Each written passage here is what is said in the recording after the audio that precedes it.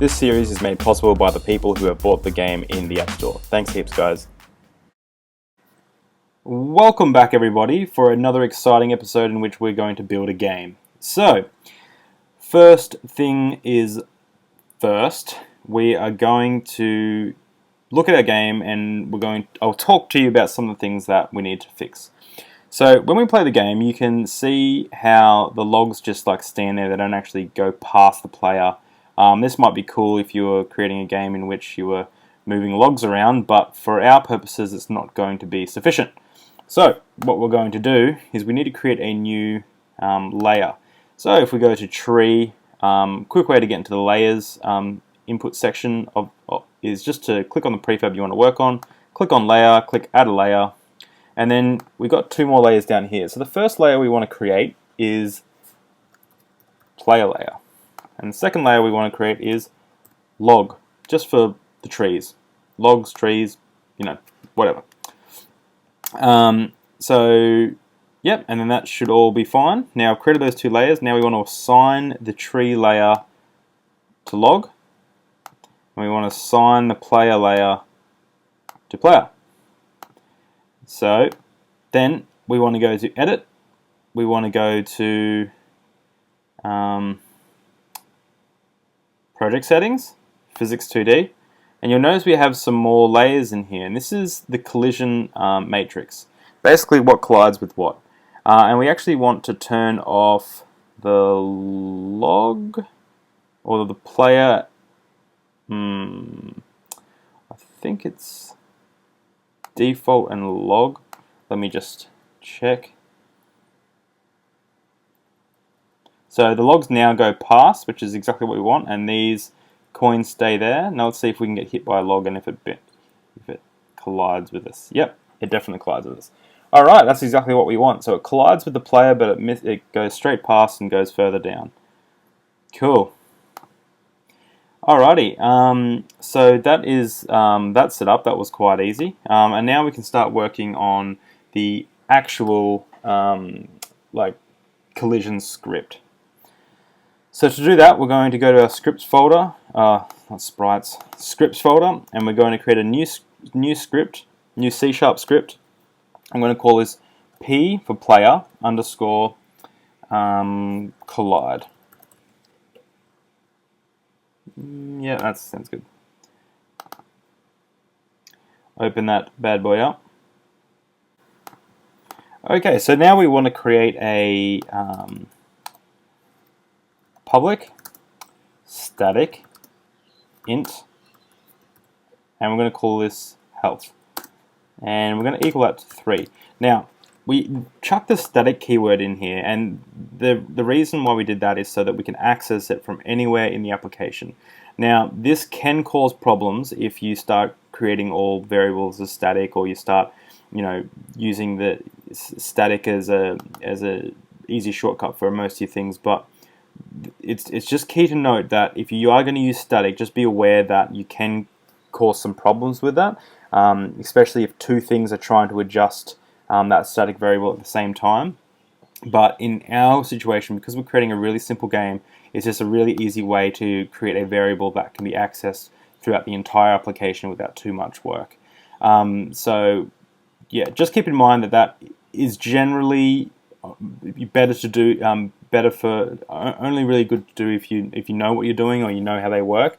But in this instance, it's okay, I think, because I'm going to lead us through the rest of the process. So we can handle collisions a few different ways, but in our game, I think what we're going to do is we're going to make the player, we're going to change his box collider, which later might be another type of collider depending on what type of character we create. We're going to change it to isTrigger. Now because we don't have a rigid body, he'll still move left and right and things will still be fine, but he won't actually bump into any of the logs. Or the logs will pass through him, but they'll still be activated in the script. So I think that is the best way to do it, because the other way is, we would have collisions and they'd bounce off the player and things like that. But for what we're doing here, I think making the player a trigger is going to work absolutely fine. So we can start handling the collision method now. So what you want to do is you want to write void on trigger, enter 2D. Now you have to write it exactly the same as this. This is one of those methods like update or start in which you can't just write whatever you want. How I was explaining in the last episode, you have to actually write exactly what I've written here. And then what it needs to have a collider 2D, and we're going to call that collider variable trig. Cool. And then we can just write if trig. So if the trig variable dot game object. Oop, that's not what we want. If trig dot game object dot tag equals token, then execute some code. Get a token, and then we want to copy this, paste this down here, and if it equals a log, then we can say get some hertz. Get hurt.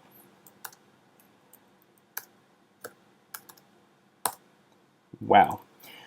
Cool. So let's start filling out some of this code. So our character has a health of 3. So what we want to do every time the player... Actually, we'll start with the token first. What we want to do is create a audio source, audio clip. So public audio clip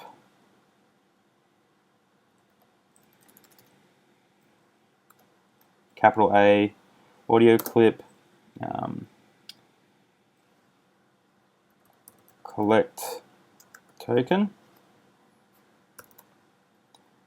And so the first thing we want to do, you collect a token, we want to, what do we want to do? We want to play a sound so that we know that we've got the token. So we can say get component audio source. So this is accessing the audio source that will be attached to the player. Well, we can attach it now actually. Audio source. Just make sure you untick play on awake and click the audio source component to the player. So get component audio source dot play one shot, which means it plays once. And what do we want to play? Collect token, which is a variable up here, at 0.5f, which is just half the amount of half the volume. So you can change that if your coin sound is a bit low, then that's fine. Just change it further up or further down. And then we want to write tokens. Oh, actually, we need to create a new variable, public int tokens, and that's just the tokens that we collect. You can call it coins, and then we just want to say tokens plus plus.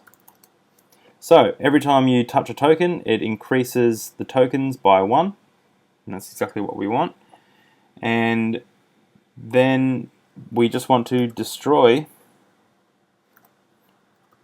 trig dot game object. Awesome, so that should work just fine. Obviously we have no audio source at the moment, so we might actually want to, so we have no audio clip at the moment, so we might want to actually just comment that line out, just for testing purposes. And let's see if they disappear. If they disappear, we've done our job right. And they don't disappear. I wonder what the problem is. The problem is we haven't attached the script.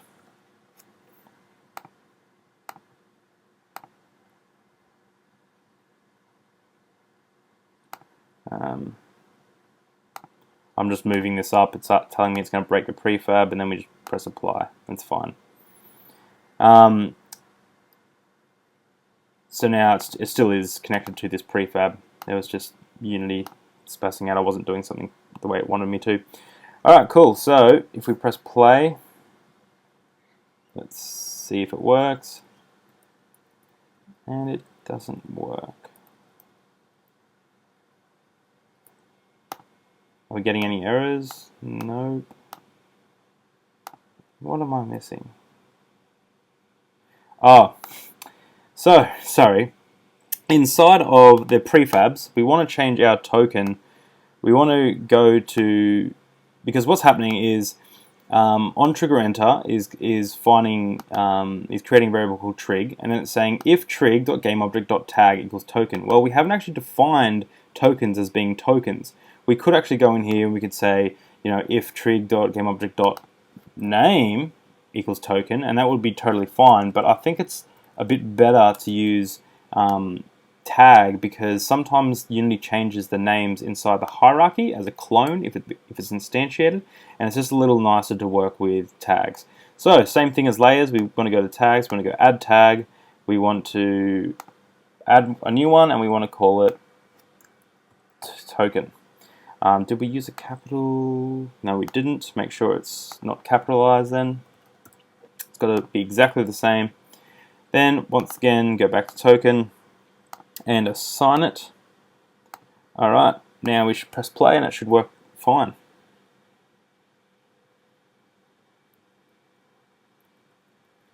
Yep.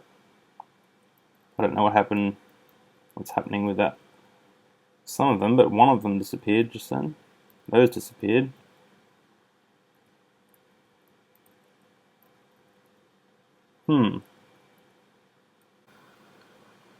Okay, I just had to pause the video to work out what was going on there.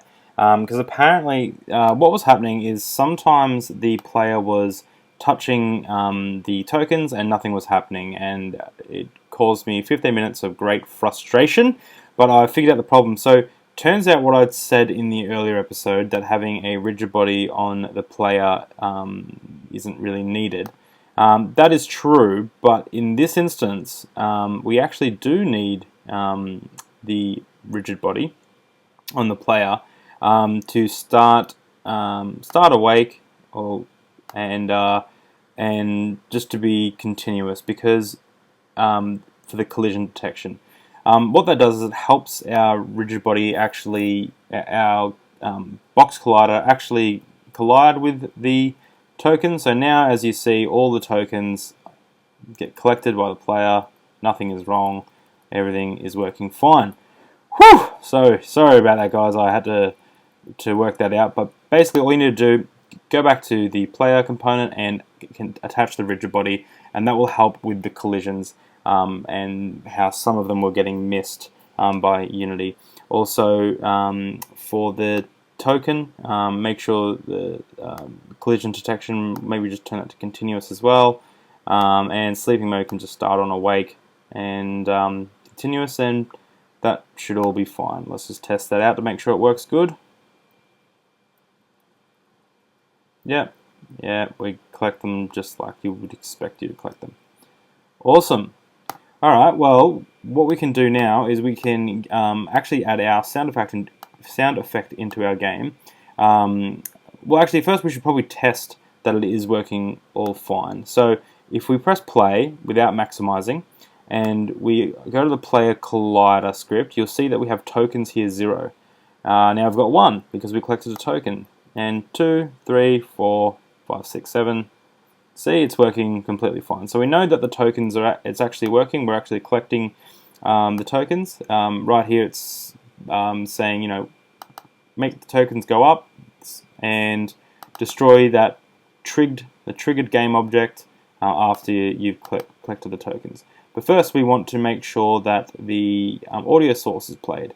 So what we can do is there's a really great application that everyone uses for quick sound effects in games, and it's called CFXR. It's free, and it looks like this, and you literally just open it up and you can fiddle with things if you want, but I like to just keep pressing the button until I find a sound that I like. Nope.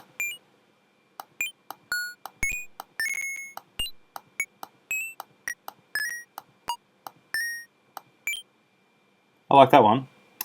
So we just click that, and then we just click export. And then we just want to click, we want to go to our,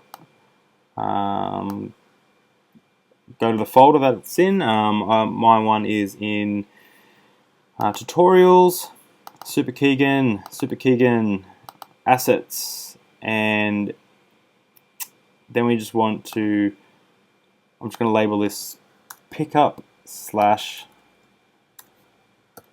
token, and we're going to export the WAV file, and pretty sure we're done. There we go, we got it there. Now we want to obviously create a folder for the audio, so create a new folder, call it audio, and we want to drag the token, drag the token into, what is going on?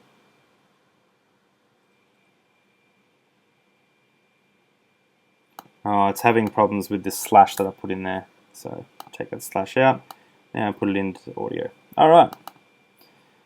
Okay, so in the audio section, that's if you click on it, you'll have all the import settings. I think they're all fine to be where they're at.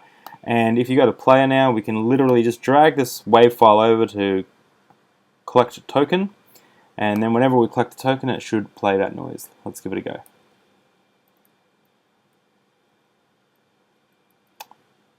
It did not. Do you know why? I bet we can figure it out. It's because I uncommented the code before. Now, make sure you uncomment that, and let's press play.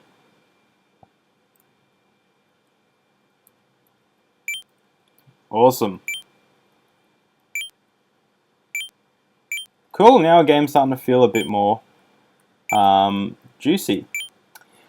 So we've got our game now. Now it's very important. Well, we can collect the tokens, and we can get hurt by the logs. The logs go past us. The next part is to create the damage from the logs. So let's go to the logs, and let's create a. Let's just make it so every time you get hit by a log, we actually run a take damage method. Create that new method here.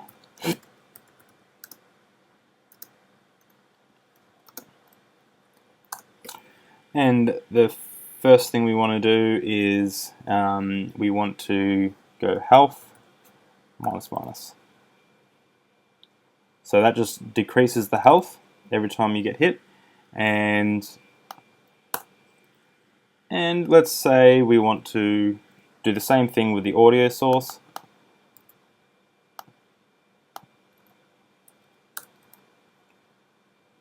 And we want to create a new variable, public audio clip, and we're just going to call it pain.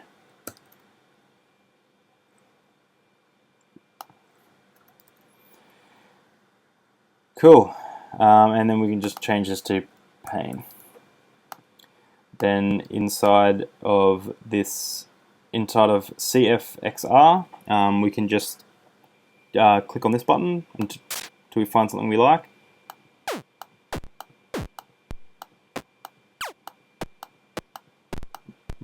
They're a bit. Maybe we want an explosion.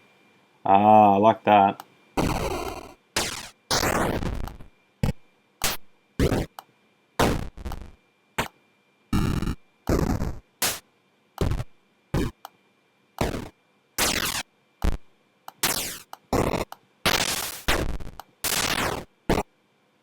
I like that one there.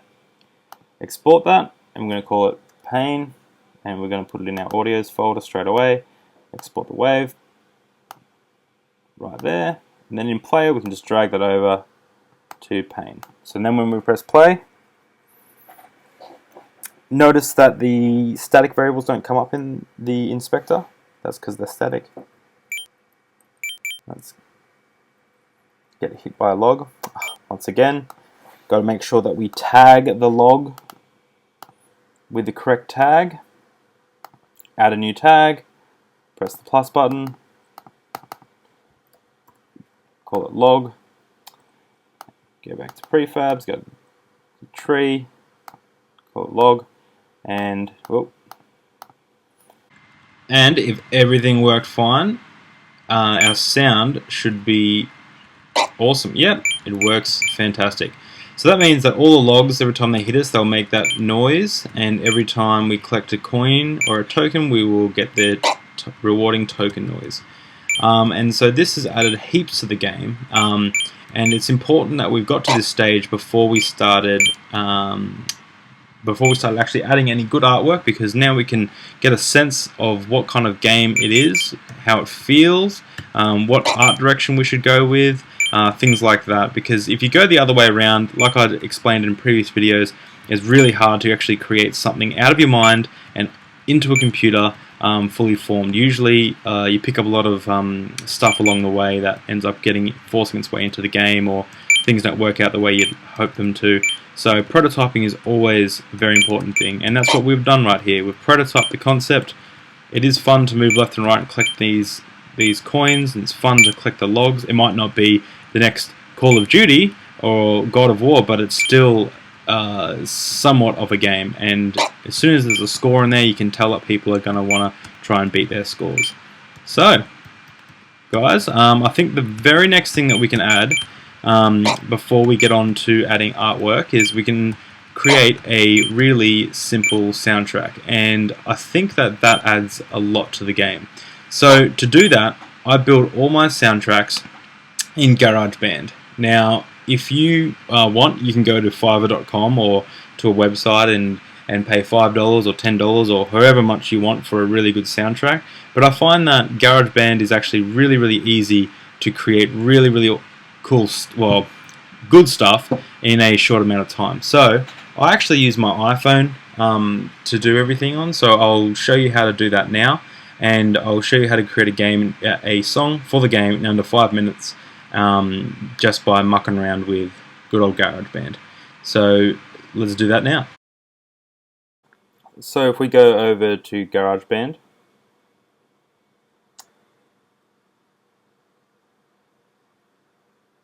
and let's get out of whatever song that I'm in, create a new song, and first things we want to do is we want to go to Smart Drums. And we just want to fiddle around with this. So basically what's happening here is in the center you've got up the top loud, down the bottom quiet, to the right complex, to the left simple. Pretty self-explanatory. If you drag this over to here, it's going to create a simple kind of a complex, loud style of clapping. If you put it over here, it's just going to create a very simple style, but we're going to put it up top left. Chuck this down here. Yep, like that.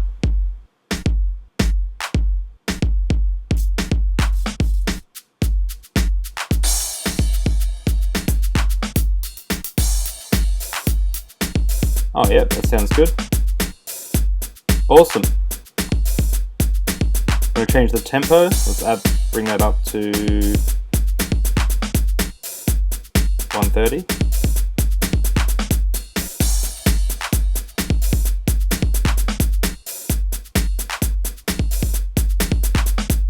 Yep, I like that. And now all you want to do is press record.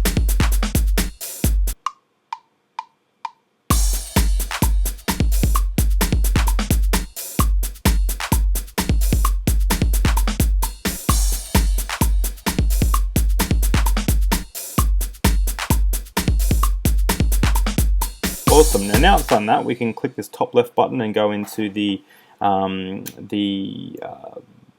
guess call it multi-track, and we can press the top right hand corner spanner icon, and we can change actually no, not the spanner icon, this plus button, and we can change the bars from 8 to, let's say, 32 bars. which is probably a good amount of time for a song. Awesome, now that just looped our drum track over and over. Cool. Sounds very like it's going to be a very frustrating song. That's okay. Next, we want to add a new instrument. Click the top left and click Instruments, and we want to go to Smart Keyboard, and we want to change from grand piano to, I like for our theme, a Solar Sailor. Cool. Then we can, if you notice, if you press the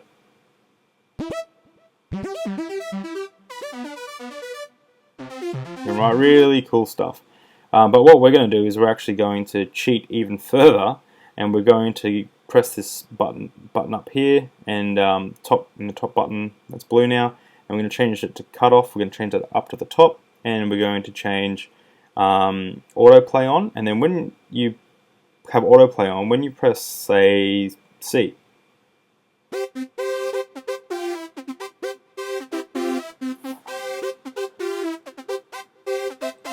cool, and then you can just change it. So you can go, when the beat wants to change, you can just change it. Ready? Like, totally cheating, but that's totally fine.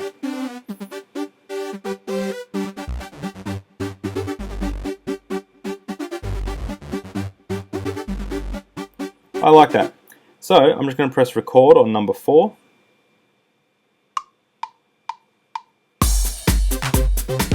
Actually, I'm going to restart that.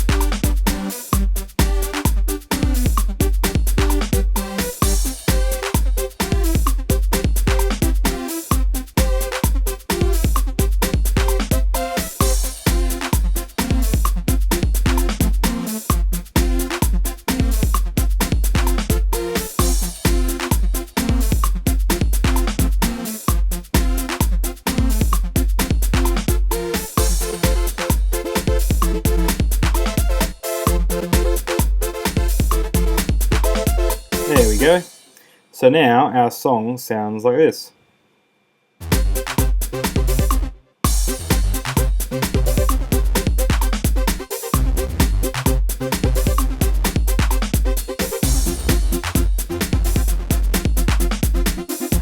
Awesome.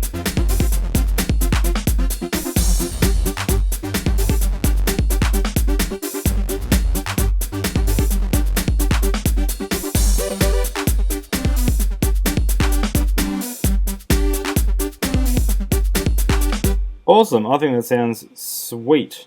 So then all we need to do is you go back to your songs, saves that song, click select, click the song, press the top left button, and then you just mail it to yourself.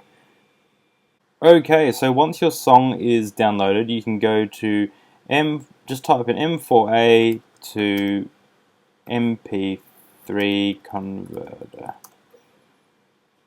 And media.io always does a good job for me. Select the file to upload. Geez, my computer is a mess right now. My song number 5. Let's change it to MP3. Make it extreme.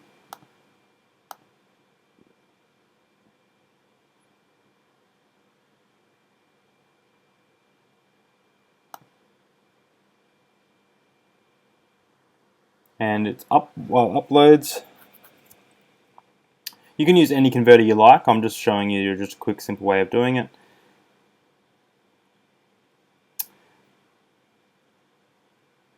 And of course, if you purchase the music, it'll come in a file format that you'll be able to use.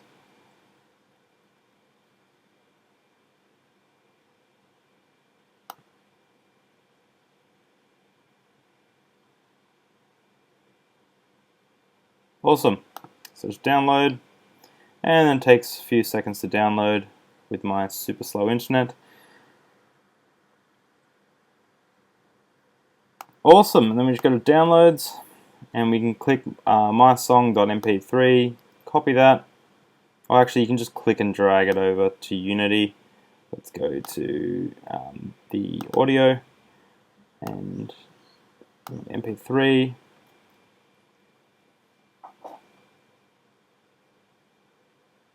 And as it's doing that, I just want to rename the song to Soundtrack.